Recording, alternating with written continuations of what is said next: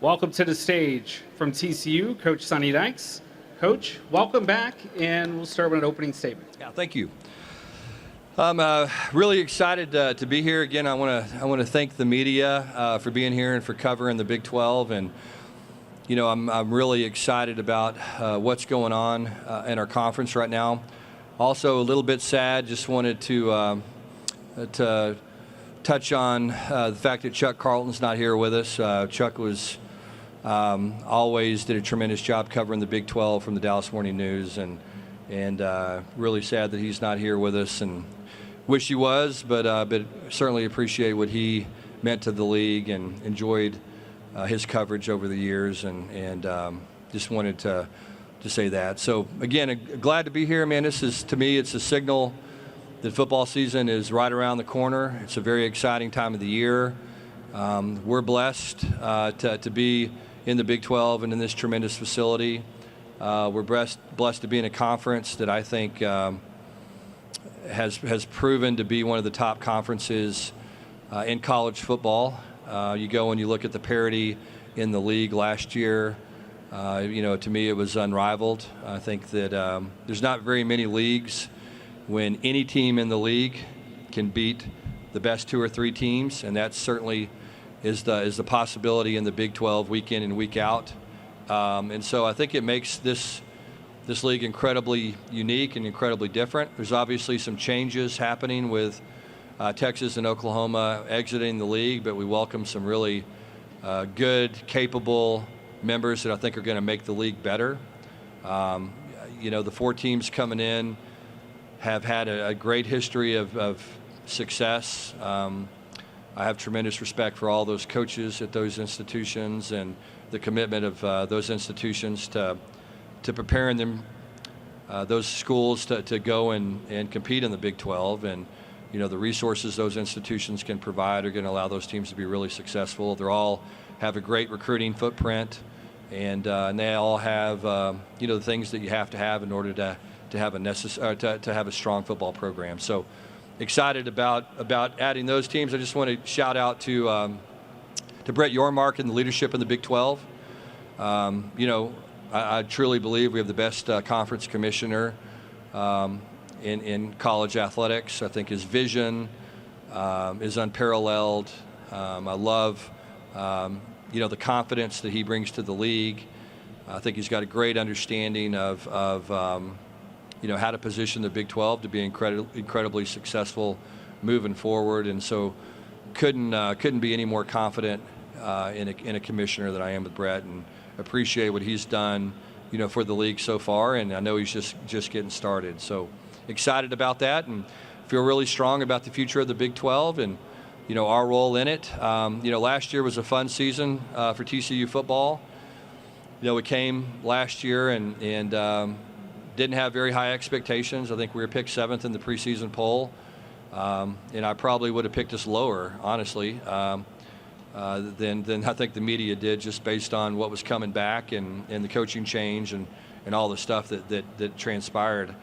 But man, you got to give our players a ton of credit. We had a good nucleus of players, but what made that group interesting and fun to coach was we were better collectively than we were individually, and that's a sign of a great team. And I think that's what we had last year. When the season started, I felt like we were an average football team, probably, honestly, slightly below average. We won some games, got a little confidence, hit the second part of our schedule and started to win some games and became a probably slightly above average football team. Won some games and figured out how to win.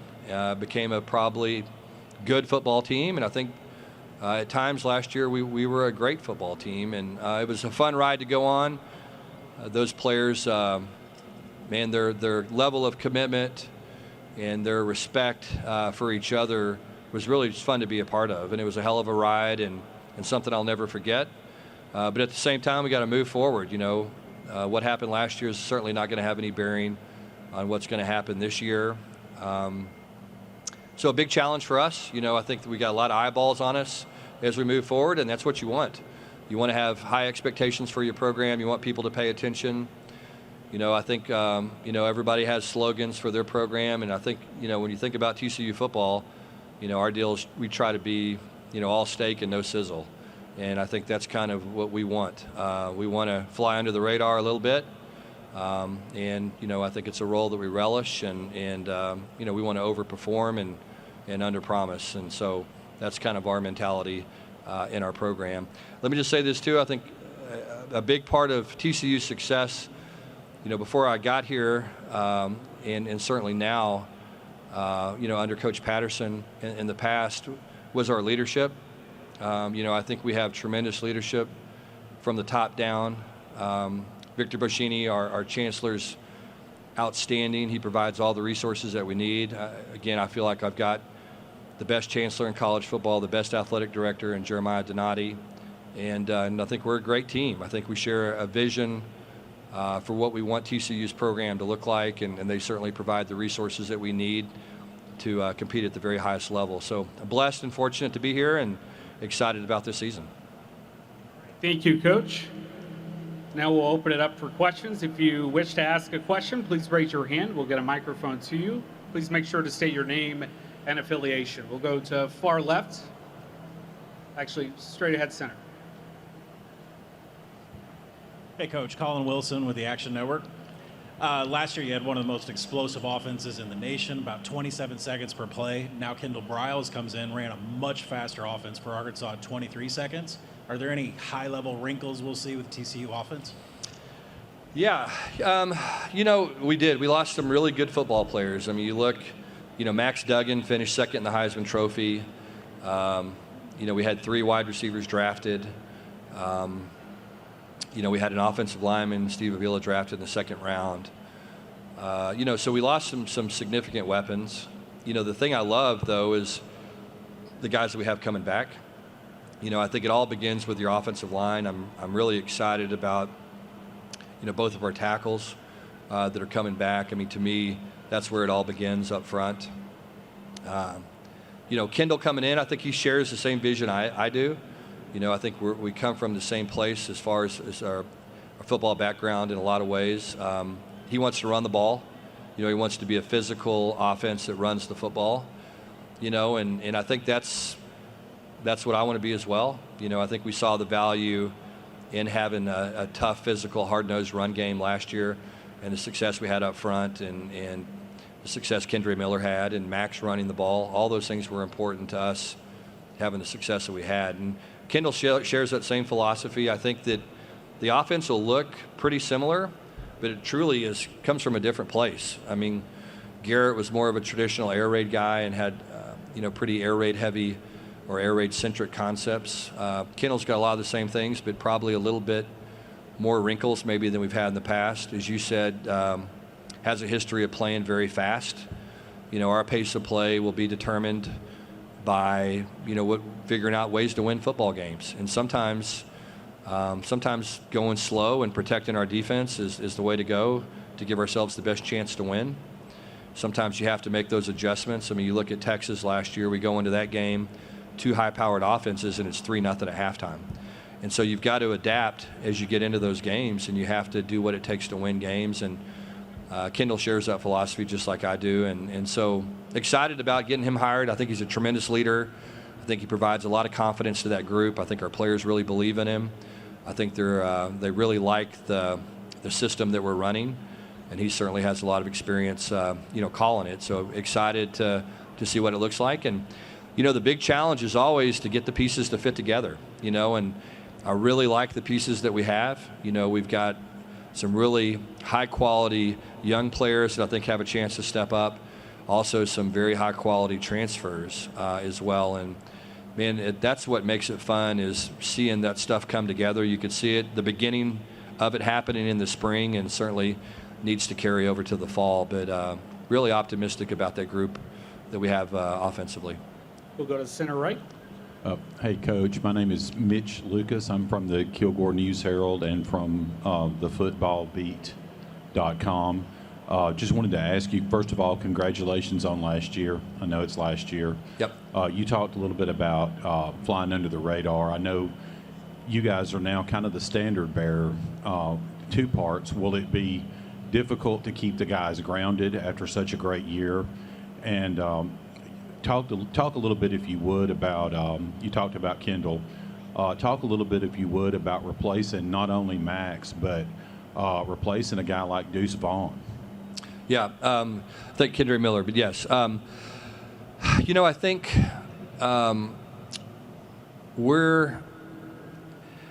what made the team really good last year was our ability to not focus on stuff that we couldn't control. And I think that was what made the group special was, as the season rolled along and as you start to stack wins and you get ranked and no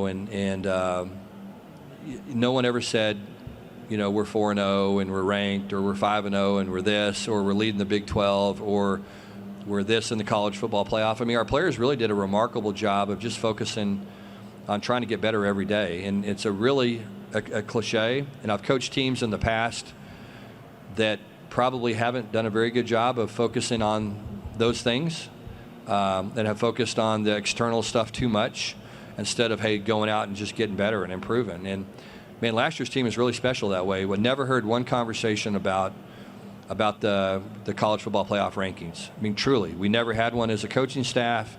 Our players never had one that I heard. Our deal was, hey, man, let's control what we can control. Let's work hard. Let's practice well. Let's go out and play hard and be great at situational football. And so the guys really bought into that philosophy. And so I don't really worry too much about that because I think that they saw how freeing that was. And a big part of that was the fact that we were picked 7th. There wasn't a lot of pressure. There wasn't a lot of expectations. And so we just got to go out and play every Saturday. And the challenge this year will be to not, take on that burden and not worry about the expectations of the program moving forward. And they were able to do it last year, so I anticipate them being able to do it this year. Losing Max and Kendre and guys like that, I mean, what made last year's team, again, special was leadership. And, Max was a tremendous, in some ways, once-in-a-lifetime leader. And Steve Avila was a world-class leader as well. And we just had guys that, willed us to victory. And the challenge is going to be to find those guys. I think they're in our program. But it's like anything else. It's our job to bring that part of them out. And if we can do that, then I anticipate us having a good year. We'll go center left.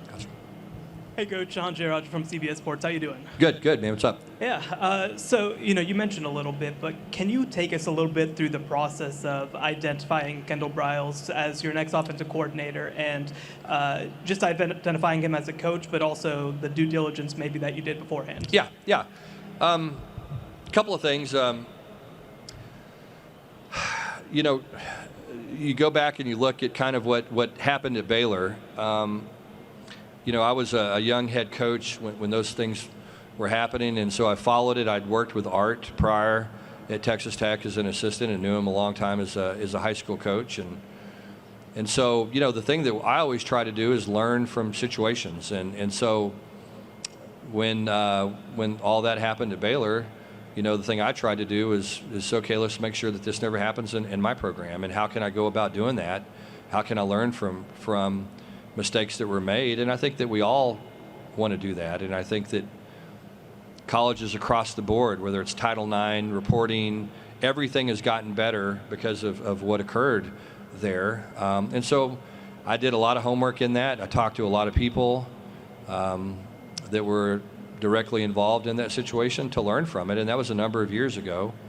And then had a chance to see guys move on from there and see how they did, and if they had any issues that plagued them moving forward. And certainly all of those things were things I considered when I hired Kendall. I mean, I knew it was going to be an unpopular hire in some ways because of things that had happened. But at the same time, I was very confident knowing Kendall from the time he was 13 years old.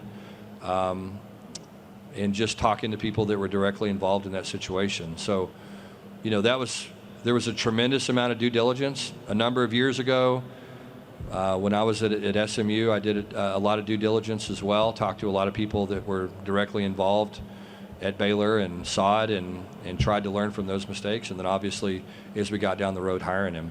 So, I feel really good about the hire. What was the other part of the question? Yeah, football-wise, okay. I think, as I said earlier, what he does fits what I believe in. And so I think we're really aligned in terms of what we believe allows you to go out and have a chance to win on Saturday. And at the end of the day, I don't care if we're running triple option. I don't care if we're throwing the ball 60 times a game. I don't care if we have to win, 55-48, or you win 3-0. My goal is to try to win football games. And at the end of the day, our job as a coach is to figure out what that looks like, and does that mean going really fast and wearing people down? And if that's the case, and then that's what the offense will look like. If that means going really slow and not turning the ball over and giving our defense a chance to win games, then that's what we'll do. And I think, that'll be determined, really, just which unit, consistently plays well. And there's going to be sometimes you get into games that are very unexpected, like we talked about with Texas earlier, or Michigan. I didn't see the Michigan game maybe being as high scoring as it was. So you just have to figure it out. You have to be willing to adjust and adapt. I think people ask me all the time what's different about college football. I mean, there's a lot of challenges out there right now, whether it's transfer portal, NIL, culture within programs.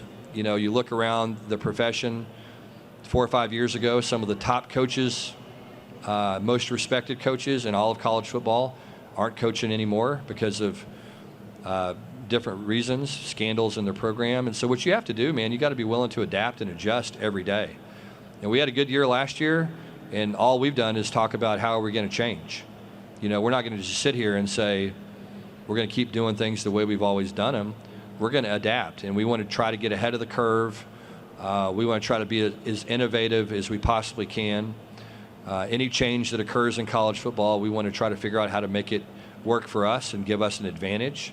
And those are the things you have to do. And to me, the days of sitting up here and going, hey, look, we've always done it this way, we're going to continue to do it that way, those things are changing, and every single day we're trying to be innovative and creative and adapt and get ahead of the curve. We'll take one final question. Center right. Stephen Johnson, Fort Worth Star Telegram. How's it going, Sonny? Stephen, good to see you, man. Yes, sir. Hope you had a good summer. Yeah, I was in Memphis the whole time, so yeah, I enjoyed it. Good for you. Had a lot of barbecue. Yes, sir. You guys got a lot of new faces on offense, but you bring back a lot of experience on defense, almost the whole back seven, Josh, Johnny, etc. What are some of your reasonable expectations for what you want to see from on that side of the ball? Yeah, I mean, I think we'll take a big step defensively. I think when you look at Joe Gillespie and his track record, I think his defenses they get better. The longer he's there, the better the players understand what they're doing defensively. The better he can do a lot of the little nuanced things that make his defense different and unique and special. I think our guys have a lot of confidence in the scheme and the technique. We've got a lot of depth. If you look at last year, we rolled out a spring ball last year, and we had 5 scholarship D linemen. And typically, you don't have a lot of success if that's what you have, and we were able to address that in the transfer portal. You look at last year as well. I mean, we played really most of the season with only 4 scholarship linebackers. We just had a lot of injuries, and we were hurt. And so that took a special way of adapting and adjusting the way we practiced, the preparation, to how we played guys in games, to taking guys off of special teams, everything we could do to keep that unit successful. And same thing at the corner position. We really were too deep, really, at corner last year. And the great thing about this group this year, we feel like we're 7 or 8 deep at corner. We feel like we're 8 or 9 deep at linebacker. We feel like we're 10 deep on the defensive front. And so those things are all going to allow us to do different things defensively and take that next step. If you want to be a great program consistently, it all begins by playing great defense. I think if it doesn't matter if it's 7th grade football, the NFL, teams that play great defense and teams that can run the football have had a history of winning football games and doing it over the long haul.